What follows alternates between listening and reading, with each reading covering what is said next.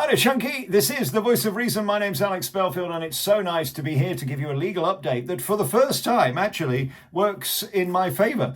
We've had a letter from the BBC. It's a 4-page letter, and I shall read that to you in a bit.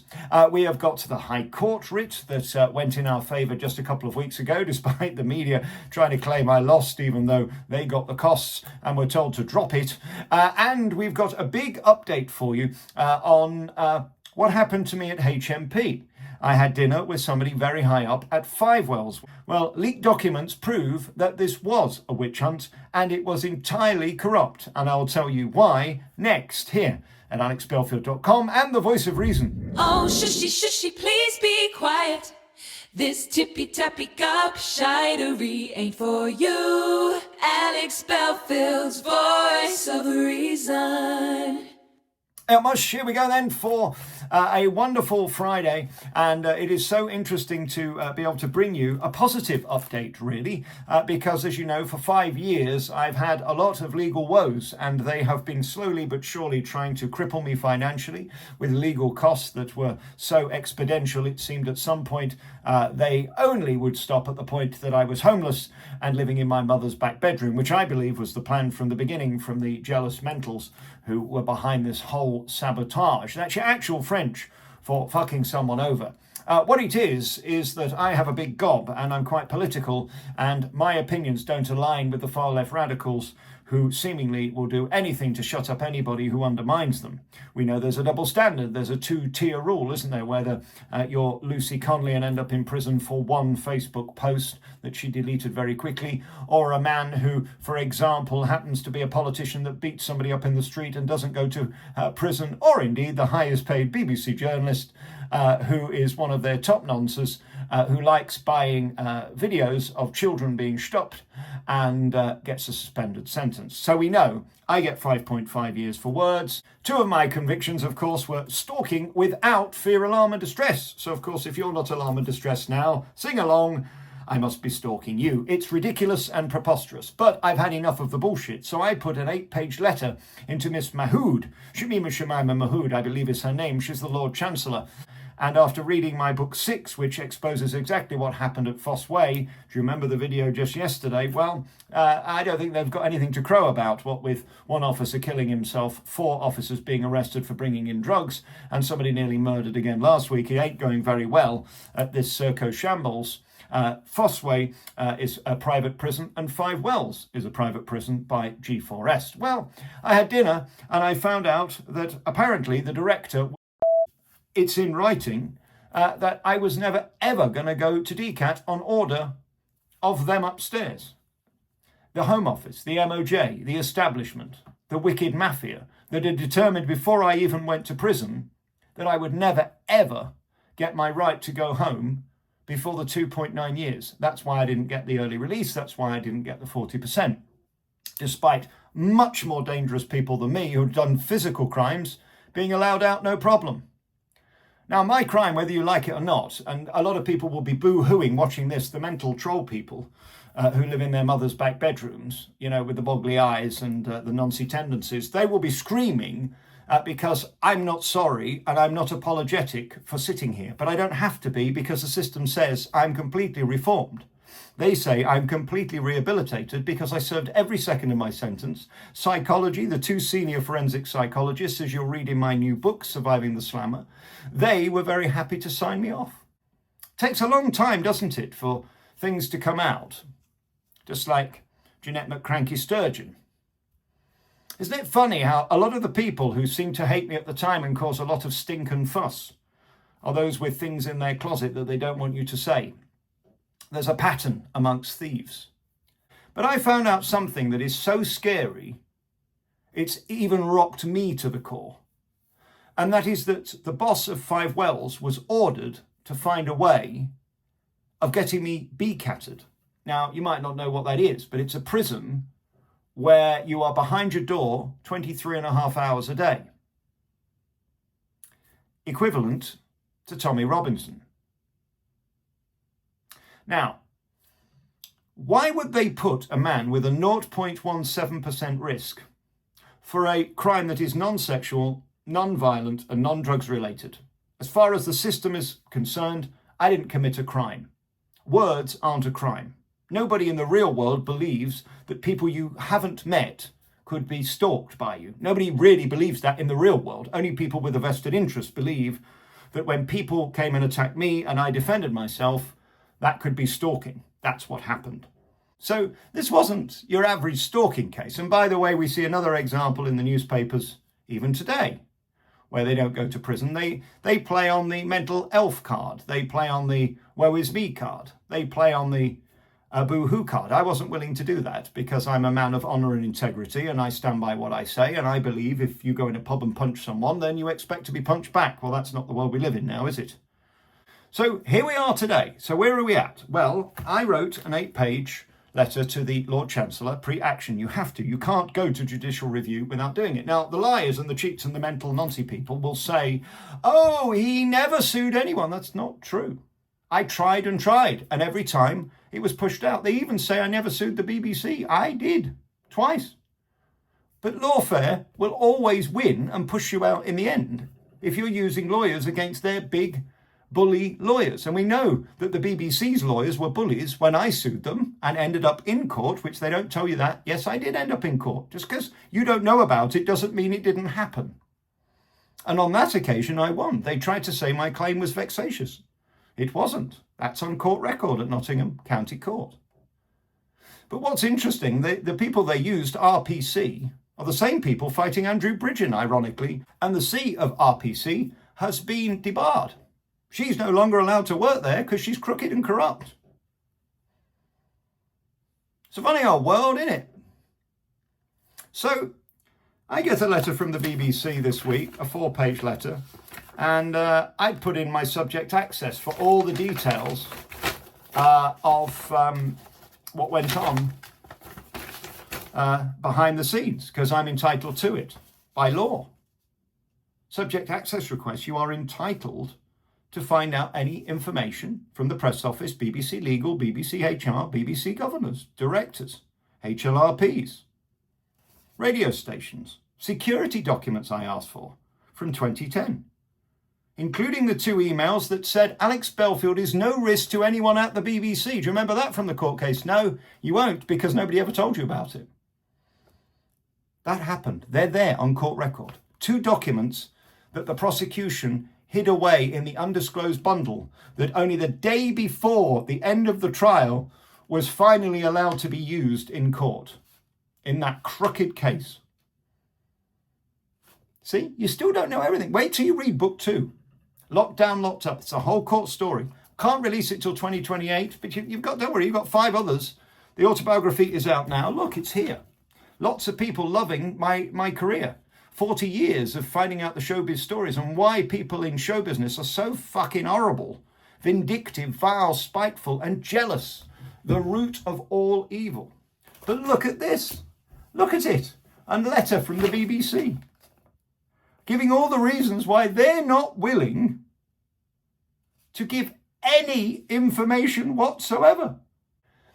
Part of my claim is over CCTV that HMP claimed that they'd lost, that they didn't have, not just once, but every single time and every single camera that something happened. There was a sexual assault at HMP Earlstoke that the police are aware of, that they will not investigate. They refused to investigate it. I have a crime number. All of the video went missing. So that's part of the judicial review. You don't know anything yet. Wait till you read the books. I've kept stum. So all these people telling you he's lying, he hasn't sued anyone, they don't know fuck all, they're guessing. Some of these Nancy types even claim I have a brother who won't talk to me anymore since the court case. I don't have a brother. They're liars. And that's that. So that's that done. Because the judge has already said neither can win. So I don't care, because I can't lose. Doesn't bother me. We'll waste a day in court and I'll make YouTube videos about it. So stupid that only Savile's solicitor could absolutely pursue a claim that a judge has already said can't be successful. That would be stealing from the person who was paying them, surely. That wouldn't be ethical now, would it? I don't know. I'm not a lawyer. 19th of August, the Lord Chancellor or her associates, of course it would be her associates, her KC, and they're all wonderful lawyers, aren't they, as we know from Lord Sir Keir Starmer, who's the most high profile of lawyers. So that's that. So we're getting somewhere with that. That's got hundreds of different things, from the overcoming of bail from the mags that Nottingham Police did illegally, the smashing down of my door and no further actioning, all the stuff that you see I couldn't talk about before because I was under very strict conditions. Now I can. So just because I don't talk about it, the mentals, because they're wacko, come up with their own conclusions. Just wait for me. Read the books. Don't listen to imbeciles who are just looking for clickbait, and that includes the mainstream media, who have all lied, as did the Times when they got me demonetised over a clip of Boris Johnson at Prime Minister's Questions that they said was me. Well, I don't have wacky blonde hair, and I don't have 17 children. So how they got that wrong, I don't know. But you see, it's a game to wipe someone out who is obviously a threat, obviously willing to risk going to prison to tell the truth, and willing to keep fighting even once he's been to prison and come out. Do you see the game? At the tour, contrary to what anybody tells you, once again, I've been told to speak to the manager about my costs and losses for the tour that they've cancelled for no reason by the police. Probation approved it, because probation know I'm no risk, and probation know the tour is no risk, and was no risk.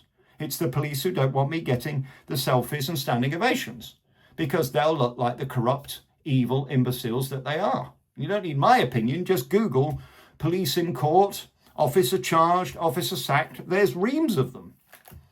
So this week's been grand. But the games probation are still playing remain. And I'm not going to go into too many details about the violations of my human rights and the outrageous control that they're trying to put on me without any justification. Can you imagine that the probation service would say I'm no risk to go back online where I committed my crime, yet now try and conflate it that I'm at risk in public? So they're somehow trying to say now I'm MAPA 2 level 3, terrorism level monitoring with the National Security Division, because they need to protect me from what and whom? They have no evidence. And this remains still the fact that I'm a 0.17% risk. So it's all horseshit. It's complete lies and dribble. So a good week for me. They have now acknowledged. And you now know the BBC are as crooked as I said they were. You cannot deny a person their own data. 5th of August, 2025. Can I show that? Yeah, I think I can show you that. There's no personal details there. And you've got the number. Response to your data subject access request, SAR, 2025. 2 of them. Utterly, completely corrupt. And the nonce factory will sit there trying to pretend that, oh, well, Hugh Edwards was nothing to do with us, and, oh, well, we knew nothing. Well, they know nothing about anything. Ask Nagaman Shushi or Charlie State. Who was the person who showed the dick pic? That's what we want to know. Because I know if I'd have done it, I'd have got a life sentence. The truth always comes out in the end. And I know there are certain things I still can't tell you, but they're all being documented in the books, and it doesn't matter whether they kill me. These books are written, 6 of them. I'm now on book 7. It's too late. These are going to be published. It's in my will that these will be published. You can buy this one now. It's my autobiography, His Own Worst Enemy. You can pre-order my first prison book. Find out the first year of corruption that I faced, where they tried to pretend I was something I wasn't, to drive me mad, to kick off, to put me in a BCAT.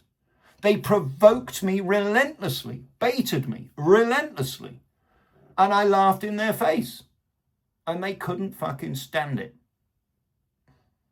And I laughed in their face again yesterday when I went to HMP Fossway, which haven't even got a fucking sign on the door to say they're either a prison or it's private property or anything. So they don't know anything about security. That's why 4 of their officers were arrested this week for dealing drugs. You couldn't write it. This is like a Netflix special. But just know that the truth always comes out in the end. And Nottingham Evening Post can write, I lost in court, but the facts are, I didn't end up with the legal bill and the judge told them to drop it. That's a success from my side, trust me. And no amount of bullshit and razzle-dazzle from people anywhere else will make any difference. I'm not the one who's lost all the money. I would say in court that's a victory.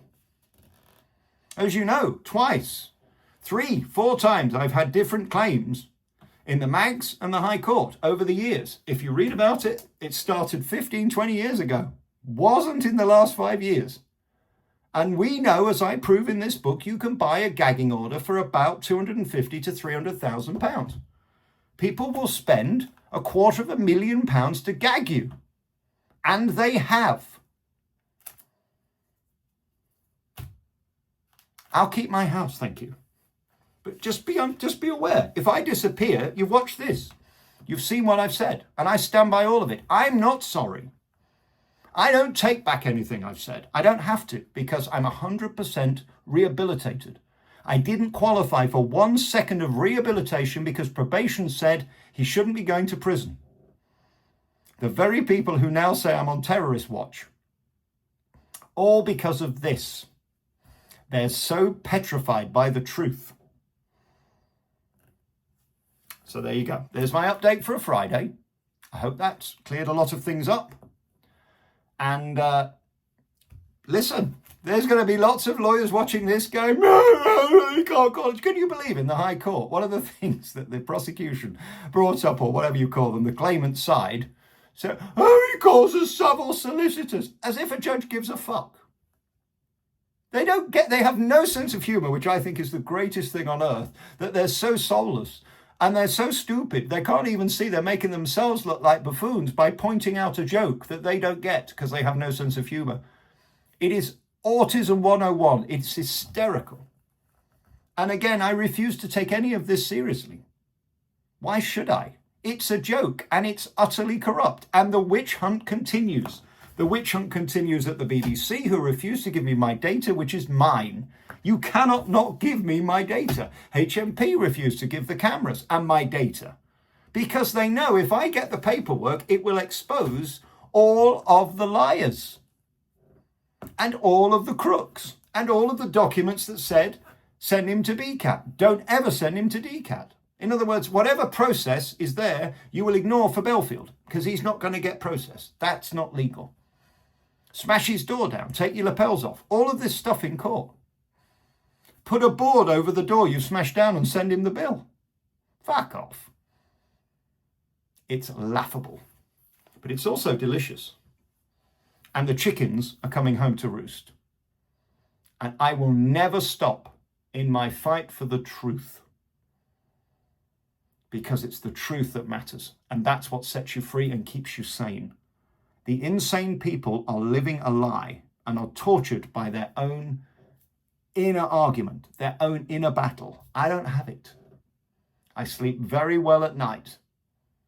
And the liars and the cheats and the corrupt, crooked con artists who continue to shaft me, hiding behind these monoliths, eventually you will be dragged in front of a judge and asked to explain why you did certain things. And we all know that will never happen because they're weasels and they are yellow bellies and they are crooks, and they will wiggle their way snake-like out of any situation. And that's why the deck chairs keep moving around the Titanic. I can't get hold of any of these people from the past because they've all gone because they're corrupt. They never thought I'd be alive to make this video. And if I end up back in prison tomorrow, you know what I've done. Nothing. Fuck all. Like I did before. Nothing. The last 2 people on my sentence got suspended sentence because it's a nothing crime. How can watching a child be raped like Hugh Edwards did and bought those videos be less bad than talking and saying words that boo-hoo hurt grown-ups? Not in their presence. How could anybody sane and rational argue that point in law? I am worse than a man. I am worse than a man who pays to watch children being abused. That's what Hugh Edwards did. And he's at home and got a suspended sentence. That's what we're facing. Truth comes out in the end. There you are. I've slammed it on the table. A great week for me. A victory on many levels. And we are getting somewhere because these people are so stupid they're putting things in writing that a judge cannot possibly approve. A judge in the High Court cannot agree that I'm not entitled to my personal data, no matter how outrageous I am as a gobshite. But let's see what dirty tricks they pull next to stop me being able to pursue it. Last time they put me in prison and hoped to put me behind my door for 23.5 hours. Let's see what they do next. That's it from me. I will be back with the phone in Sunday night from 9. The news in the morning at 6. It's the place to be. AlexBelfield.com is the home of free speech. We're not PC. I have no BS, and we're OFCOM free. And they hate me for it. And I'm not dead yet. This is the voice of reason. I shall see you tomorrow from 6 for the news, and I shall see you live Sunday night from 9 for the phone-in. I love you, and there's nothing you can do about it. Mwah. Guardian readers, ambivalentious types, and champagne sippers, switch off now. Alex Belfield's voice of reason.